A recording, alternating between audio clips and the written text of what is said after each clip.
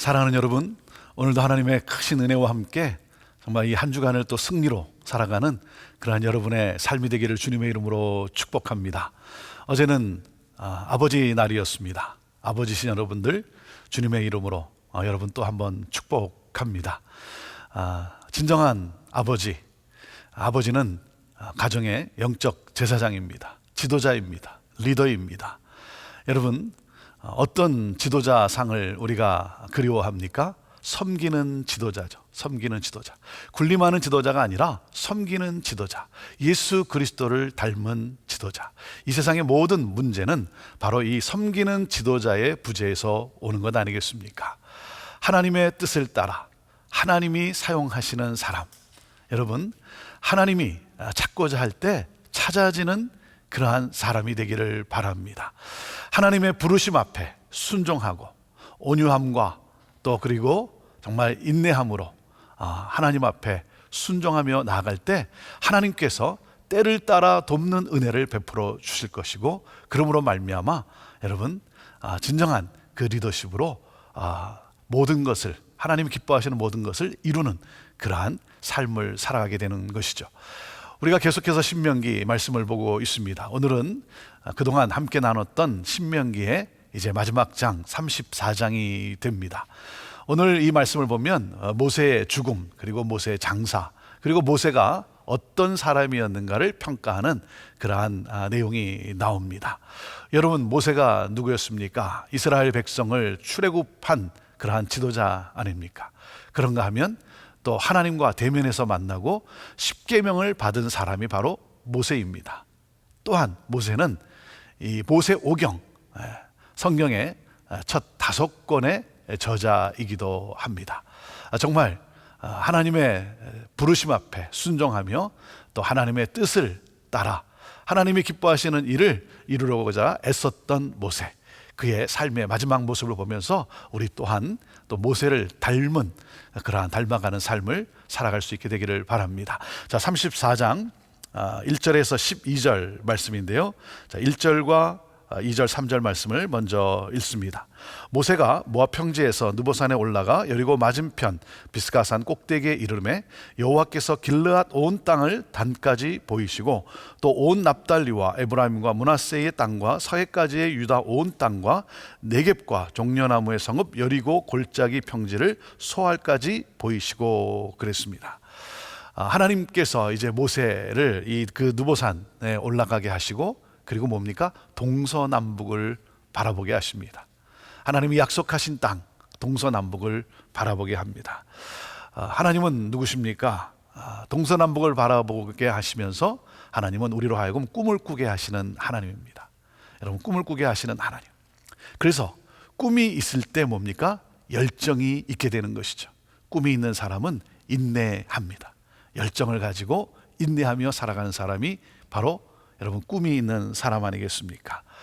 저는 이 모세 오늘 이제 마지막 이 모습을 이렇게 보면서 동서남북을 이렇게 바라보는 그 모세의 심정, 그동안 참 이스라엘 백성들, 또 그런가 하면 애굽에서의 그 삶, 모든 자신의 그 120년의 삶을 돌아보면서 이제 마지막 하나님이 약속한 그 땅을 바라보는 모습, 저도 그런 모습이었으면 참 좋겠다라는 생각을 해봅니다. 무엇보다도 정말 하나님 나라를 꿈꾸는 사람, 하나님 나라를 꿈꾸고 그래서 그 하나님 나라를 이 땅에 이루고자 쓰임받는 그 한 사람, 모세와 같은 한 사람이 되면 너무나 좋겠다라는 생각을 합니다.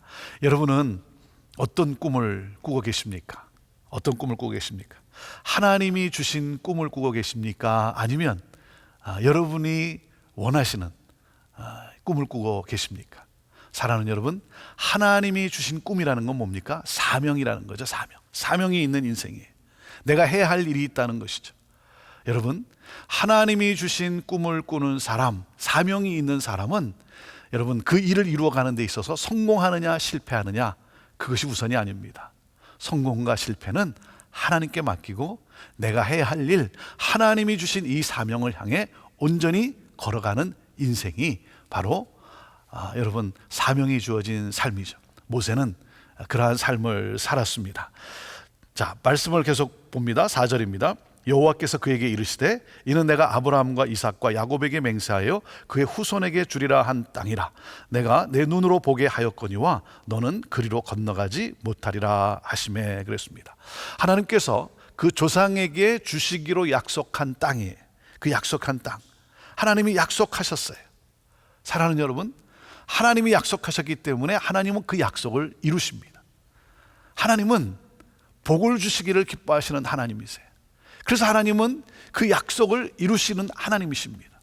사랑하는 여러분, 오늘도 여러분의 삶 속에 함께 하시는 하나님, 하나님의 가장 좋은 계획이 여러분의 삶에 있습니다. 그 하나님을 바라보십시오. 그리고 하나님은 여러분을 분명히 인도해 내십니다. 하나님의 약속은 여러분의 삶에 반드시 이루어짐을 여러분 믿으시기를 바랍니다. 모세는 그 모든 땅을 봅니다. 하지만 하나님이 뭐라 그러셨습니까?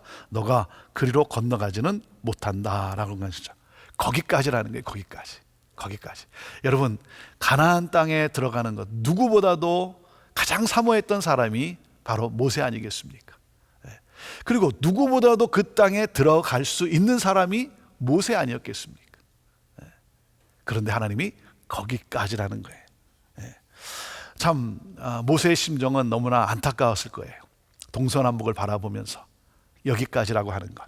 그런데 자기의 사명이 여기라고 하는, 그래서 그 사명을 다한 인생, 그 삶을 우리가 봅니다. 그리고 그는 거기서 하나님의 이 말씀 앞에 순종하고, 그리고 가나안 땅으로 입성하는 이 소망, 소원을 그는 내려놓습니다. 여기에 그는 자족하는 삶을 보이는 것이죠. 자, 5절 말씀부터 봅니다. 이에 여호와의 종 모세가 여호와의 말씀대로 모압 땅에서 죽어 벳불을 맞은편 모압 땅에 있는 골짜기에 장사되었고 오늘까지 그의 묻힌 곳을 아는 자가 없느니라. 7절 모세가 죽을 때 나이 120세였으나 그의 눈이 흐리지 아니하였고 기력이 쇠하지 아니하였더라. 자, 120세였지만 눈이 흐리지 아니하였고 그리고 기력이 쇠하지 아니하였다. 맑은 정신을 가지고 있었다라고 하는 것이죠. 맑은 정신. 네, 마지막 순간까지 여러분 정말 맑은 정신을 가지고 산다는 것도 놀라운 또 축복 아니겠습니까? 그리고 모세는 거기에 묻혔는데 묻힌 것을 아는 자가 없다. 모세를 기념할 장소가 없다는 겁니다. 자기가 기념받을 그런 장소가 없다. 참 많은 것을 생각하게 하지 않습니까? 자, 그런데 여기 모세를 표현할 때 아주 여기 우리가 꼭 잊지 말아야 되는 그 수식어가 있습니다. 5절에 뭐라 그랬습니까? 여호와의 종 모세가 servant of the Lord. 여호와의 종 모세. 여러분, 이것이 우리의 수식어가 돼야 돼요. 우리의 이름에, 우리의 삶에 늘 따라다니는, 함께하는 그러한 내용이어야 되는 거예요. 하나님의 종, 예수 그리스도의 종. 여러분, 나는 누구입니까? 나는 누구인가? 이것을 잊지 말아야 돼요. 나는 하나님의 종이에요. 하나님으로부터 부름받은 자. 그러니까 뭡니까? 하나님의 뜻을 이루는데 쓰임받는 자라는 거죠. 여러분, 내 뜻이 아니라 하나님의 뜻을 향해 살아가는 사람이에요. 여기에 행복이 있고 여기에 기쁨이 있고 여기에 영광이 있는 것이죠. 하나님이 세웠어요. 그리고 모세는 하나님의 그 뜻을 따라 살아갑니다. 그리고 하나님이 부르실 때 그 부름에 순종해 살아갔고 하나님이 여기까지다라고 했을 때 뭐랍니까? 미련 없이 그 모든 것을 떠납니다. 내려놓습니다. 그래서 여호와의 말씀대로 그렇게 표현이 되는데 여러분, 하나님의 말씀대로 하나님의 말씀을 따라 사랑하는 여러분, 우리 잊지 맙시다. 저와 여러분은 하나님의 종이에요. 하나님의 종. 여기에 여러분 진정한 복이 있는 거예요. 우리가 내 자신에 대해서 착각하면 안 되죠. 마치 대단한 사람인 양. 여러분, 그렇지 않습니다. 여러분, 대단하다는 건 뭐예요? 그냥 이렇게 기억하세요. 대가리가 단단한 사람이다. 이렇게 생각하시면 됩니다. 하나님의 종으로서 하나님의 뜻을 따라 그리고 겸손과 온유함으로 섬기는 삶의 모습, 여기에 여러분 우리 인간이 누릴 수 있는 진정한 행복과 기쁨과 평강이 있다는 사실입니다. 자, 모세는 이제 120세에 거기서 그의 삶을 다하게 됩니다. 자, 8절 말씀을 보시죠. 이스라엘 자손이 모압 평지에서 모세를 위하여 애곡하는 기간이 끝나도록 모세를 위하여 30일을 애곡하니라. 참 이렇게 애곡했다 무슨 말입니까? 몹시 슬퍼했다는 거죠. 그의 선한 영향력, 모세가 지금까지 했던 그 선한 영향력에 대해서 그들이 아쉬워하고 그리고 슬퍼했다는 것입니다. 사랑하는 여러분, 떠날 때 아쉬워할 수 있는 사람이 되어야 합니다. 아쉬워할 수 있는 사람. 떠날 때 잘 갔다 이러면 안 되죠. 저 사람 빨리 사라졌으면 좋겠다. 그것이 아니라 정말 아쉬워할 수 있는, 그렇게 선한 영향력으로 기억에 남을 수 있는 사람. 여러분, 그렇기 때문에 잊지 말아야 됩니다. 시작보다 여러분 마지막이 중요합니다. 올라갈 때보다 내려갈 때가 중요하다는 사실입니다. 자, 9절 말씀입니다. 모세가 눈의 아들 여호수아에게 안수하였으므로 그에게 지혜의 영이 충만하니 이스라엘 자손이 여호와께서 모세에게 명령하신 대로 여호수아의 말을 순종하였더라 그랬습니다. 자, 모세가 눈의 아들 여호수아에게 안수하였다. 여러분, 사람은 사람을 남겨야 합니다. 사람을 남겨야 돼요. 동상을 남기거나 건축물을 남기는 것, 여러분 그것보다 무엇을 남겨야 됩니까? 사람을 남겨야 되는 거예요. 다음 세대를 여러분 낳을 수 있어야 되는 것입니다. 여기에 기쁨이 있는 것 아니겠습니까? 하나님께서 찾고자 하는 사람들, 하나님께서 쓰고자 하는 사람들을 남길 수 있는 그러한 선한 영향력이 우리 안에 있어야 하는 것이죠. 자, 안수하였는데 그에게 지혜의 영이 충만했다 그랬습니다. 충만하다는 건 뭡니까? 차고 넘친다는 거죠. 지혜라는 게 뭡니까? 분별력이라는 거죠. 분별력. 하나님의 뜻인가 아닌가? 이게 선한 일인가 악한 일인가? 누구를 위한 일인가? 이것을 잘 분별할 수 있는 사람, 그렇죠? 하나님이 주신 비전인가 아니면 내게에서 나오는 야망인가? 이것을 분별하는 지혜가 있어야 하는 것이죠. 여러분, 그래서 솔로몬도 하나님께서 너가 무엇을 얻기를 원하느냐라고 물을 때 솔로몬이 구한 게 뭐였습니까? 하나님, 지혜를 주옵소서. 백성을 잘 다스릴 수 있는, 하나님의 뜻을 잘 분별할 수 있는 지혜를 달라. 여기에 우리 하나님이 기뻐하셨죠. 그래서 넘치도록 또 솔로몬을 축복하시지 않습니까? 여러분, 자녀들을 위해서 기도할 때도 무엇입니까? 지혜가 있게 해달라고 기도하는 거예요. 여러분, 지식보다 중요한 것이 지혜인 것입니다. 여러분, 그 지혜가 뭡니까? 하나님의 뜻을 분별할 수 있는 그러한 지혜. 그럴 때 하나님의 뜻을 분별함으로 말미암아 뭡니까? 하나님의 선한 그 일들을 이루어내기 때문에 여러분, 하나님의 놀라운 복이 함께하고 하나님의 영광이 함께하는 그러한 기쁨을 누리는 것 아니겠습니까? 자, 오늘 이 말씀과 함께 이제 마지막 모세가 어떤 사람이었는가, 어떤 삶을 살았는가를 세 가지로 이렇게 결론을 내리고 있습니다. 자, 10절 먼저 봅니다. 그 후에는 이스라엘에 모세와 같은 선지자가 일어나지 못하였나니 모세는 여호와께서 대면하여 아시던 자여. 모세와 같은 그런 지도자가 없었다라는 겁니다. 그렇게 훌륭한 지도자였습니다. 첫 번째 뭡니까? 여호와께서 대면하여 아시던 자여. 대면하여 아시던 자라는 것은 무엇을 생각하게 합니까? 광야에서 그 회막에서 하나님이 또 영광으로 나타나지 않습니까? 임재하지 않습니까? 그래서 모세와 대면했다. 모세와 친구와 같이 대화를 나눴다. 하나님과의 깊은 교제를 나눴던 사람이라는 것이죠. 하나님과의 깊은 교제. 그는 하나님의 그 말씀에 귀를 기울였고, 그리고 그 말씀을 따라 살아갔던 사람이라는 것입니다. 자, 두 번째 11절, 여호와께서 그를 애굽 땅에 보내사 바로와 그 모든 신하와 그의 온 땅의 모든 이적과 기사와 그랬습니다. 모세는 누구였습니까? 하나님의 대리인이었어요.